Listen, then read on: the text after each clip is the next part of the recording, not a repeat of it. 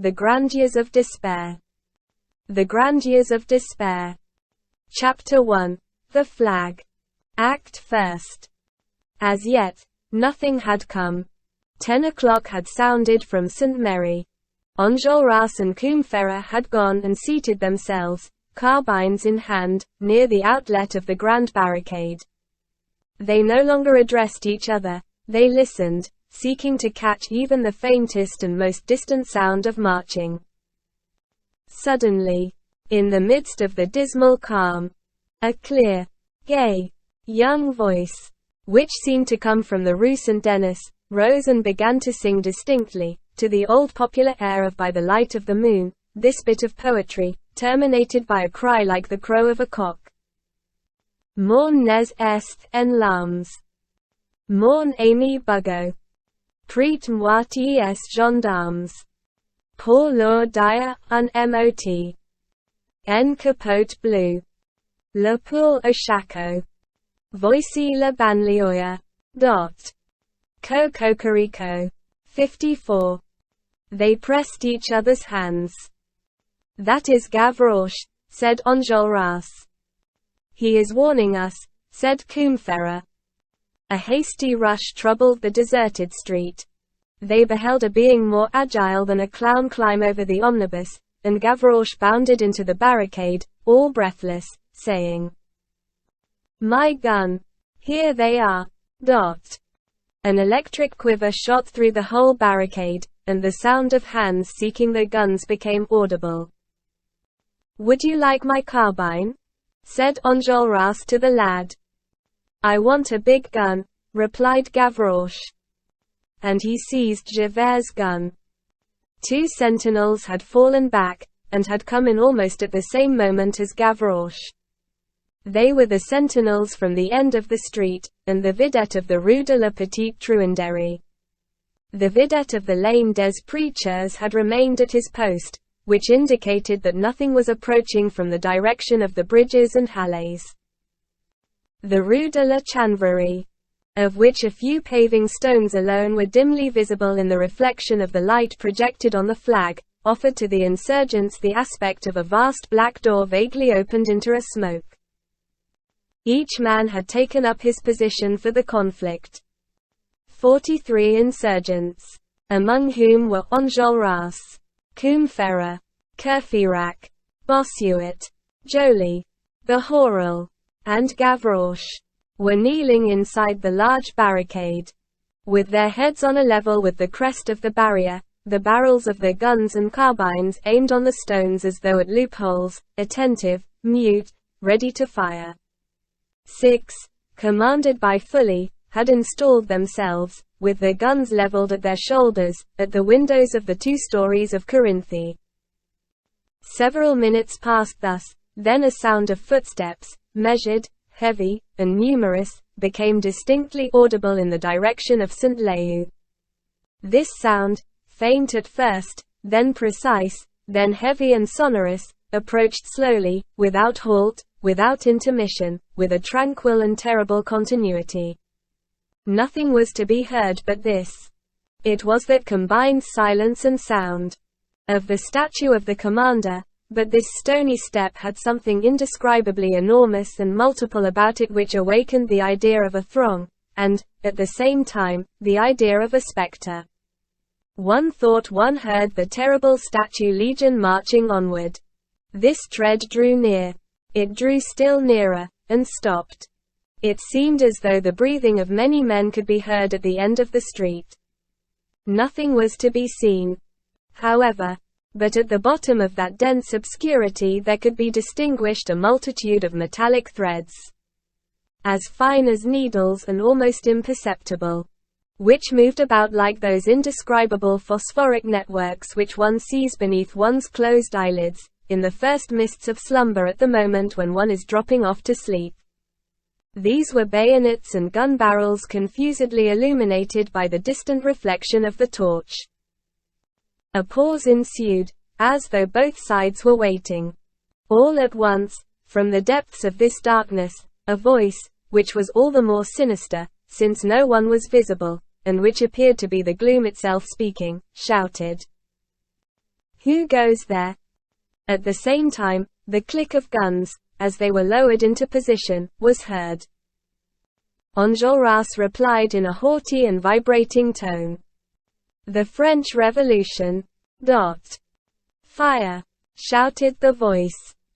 A flash empurpled all the facades in the street as though the door of a furnace had been flung open, and hastily closed again. A fearful detonation burst forth on the barricade. The red flag fell.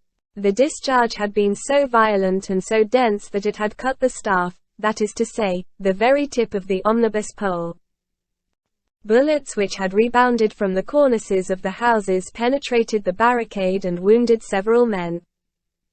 The impression produced by this first discharge was freezing. The attack had been rough, and of a nature to inspire reflection in the boldest. It was evident that they had to deal with an entire regiment at the very least. Comrades, shouted Courfeyrac, let us not waste our powder. Let us wait until they are in the street before replying. And, above all, said Enjolras, let us raise the flag again. He picked up the flag, which had fallen precisely at his feet. Outside, the clatter of the ramrods in the guns could be heard. The troops were reloading their arms. Enjolras went on. Who is there here with a bold heart? Who will plant the flag on the barricade again? Not a man responded. To mount on the barricade at the very moment when, without any doubt, it was again the object of their aim, was simply death. The bravest hesitated to pronounce his own condemnation. Enjolras himself felt a thrill. He repeated, "Does no one volunteer?" Chapter 2. The Flag. Act 2. Since they had arrived at Corinthe, and had begun the construction of the barricade, no attention had been paid to Father Mabeuf. Mabeuf had not quitted the mob, however. He had entered the ground floor of the wine shop and had seated himself behind the counter. There he had, so to speak, retreated into himself. He no longer seemed to look or to think. Courfeyrac and others had accosted him 2 or 3 times, warning him of his peril, beseeching him to withdraw, but he did not hear them. When they were not speaking to him, his mouth moved as though he were replying to someone, and as soon as he was addressed, his lips became motionless and his eyes no longer had the appearance of being alive. Several hours before the barricade was attacked, he had assumed an attitude which he did not afterwards abandon, with both fists planted on his knees and his head thrust forward as though he were gazing over a precipice. Nothing had been able to move him from this attitude. It did not seem as though his mind were in the barricade. When each had gone to take up his position for the combat, there remained in the taproom where Javert was bound to the post, only a single insurgent with a naked sword, watching over Javert, and himself, Mabeuf. At the moment of the attack, at the detonation, the physical shock had reached him and had, as it were, awakened him. He started up abruptly, crossed the room, and at the instant when Enjolras repeated his appeal, "Does no one volunteer?" the old man was seen to make his appearance on the threshold of the wine shop. His presence produced a sort of commotion in the different groups. A shout went up. "It is the voter. It is the member of the convention. It is the representative of the people." It is probable that he did not hear them. He strode straight up to Enjolras, the insurgents withdrawing before him with a religious fear. He tore the flag from Enjolras, who recoiled in amazement, and then, since no one dared to stop or to assist him, this old man of 80, with shaking head but firm foot, began slowly to ascend the staircase of paving stones arranged in the barricade. This was so melancholy and so grand that all around him cried, "Off with your hats!" At every step that he mounted, it was a frightful spectacle. His white locks, his decrepit face, his lofty, bald, and wrinkled brow, his amazed and open mouth, his aged arm upholding the red banner, rose through the gloom and were enlarged in the bloody light of the torch, and the bystanders thought that they beheld the spectre of 93 emerging from the earth, with the flag of terror in his hand. When he had reached the last step, when this trembling and terrible phantom, erect on that pile of rubbish in the presence of 1,200 invisible guns, drew himself up in the face of death, and as though he were more powerful than it, the whole barricade assumed amid the darkness, a supernatural and colossal form. There ensued one of those silences which occur only in the presence of prodigies. In the midst of this silence, the old man waved the red flag and shouted, "Long live the Revolution! Long live the Republic! Fraternity, equality, and death." Those in the barricade heard a low and rapid whisper, like the murmur of a priest who is dispatching a prayer in haste. It was probably the commissary of police who was making the legal summons at the other end of the street. Then the same piercing voice which had shouted, "Who goes there?" shouted, "Retire." Mabeuf, pale, haggard, his eyes lighted up with the mournful flame of aberration, raised the flag above his head and repeated, "Long live the Republic." "Fire," said the voice. A second discharge, similar to the first, rained down upon the barricade. The old man fell on his knees, then rose again, dropped the flag and fell backwards on the pavement, like a log, at full length, with outstretched arms. Rivulets of blood flowed beneath him. His aged head, pale and sad, seemed to be gazing at the sky. One of those emotions which are superior to man, which make him forget even to defend himself, seized upon the insurgents, and they approached the body with respectful awe.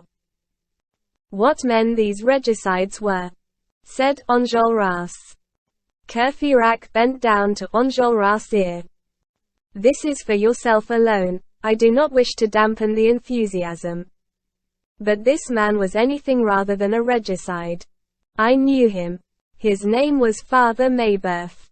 I do not know what was the matter with him today. But he was a brave blockhead. Just look at his head. The head of a blockhead and the heart of a Brutus, replied Enjolras. Then he raised his voice. Citizens, this is the example which the old give to the young. We hesitated, he came. We were drawing back, he advanced. This is what those who are trembling with age teach to those who tremble with fear. This aged man is august in the eyes of his country. He has had a long life and a magnificent death. Now, let us place the body under cover, that each one of us may defend this old man dead as he would his father living, and may his presence in our midst render the barricade impregnable. A murmur of gloomy and energetic assent followed these words. Enjolras bent down, raised the old man's head, and fierce as he was, he kissed him on the brow. Then, throwing wide his arms, and handling this dead man with tender precaution, as though he feared to hurt it, he removed his coat, showed the bloody holes in it to all, and said, "This is our flag now.